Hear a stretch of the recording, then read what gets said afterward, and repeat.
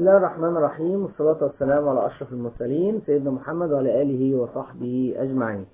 هنتكلم دلوقتي إن شاء الله على بروز السرة في الأطفال الرضع، اللي هو الفتاء. يعني الفتاء السري في الأطفال الرضع ده بيبقى حاجة هايفة جدا، وبنشوفها كتير جدا وشائعة جدا، والأم بتتخض طبعا لأن في جزء من البطن بارز لبره، ولكن ده غالبا بيبقى بسبب ضعف عضلات البطن والغازات والانتفاخات الكتيرة والحزق الكتير للأطفال والفعيات الكتير. أي حاجات بتزود الحزق بالإضافة لضعف العضلات بتخلي بسهولة جدا إن جزء من المعدة يبرز من الجزء الضعيف اللي في العضلات واللي هو السرة.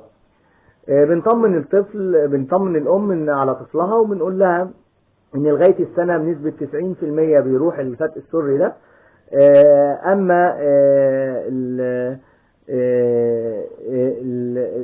لو استمر بعد السنة ساعتها لازم تستشير دكتور جراحة، عشان غالبا هيبقى محتاج عملية وتركيب شبكة، ولكن دي ممكن يحصل من طفل، من كل 10 أطفال بيحصل لهم الفتاء السري.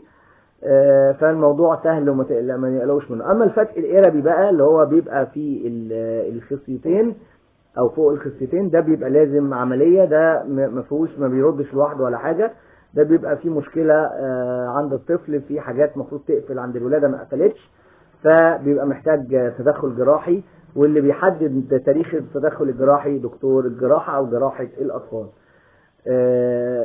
برضو لو في مية على الخصيتين بنتأكد انها مية على الخصية مش فتاء إربي. وفي انواع بقى دكتور الجراحة برضه هو اللي يقدر يفرق، في انواع بتروح لوحدها، وفي انواع بتبقى محتاجة عملية عشان ما تأثرش على الخصية، وبرضه دكتور الجراحة او جراحة الاطفال هو اللي بيحدد تاريخ العملية لو محتاج جراحة او مش محتاج. نتمنى للجميع صحة جيدة. السلام عليكم ورحمة الله وبركاته.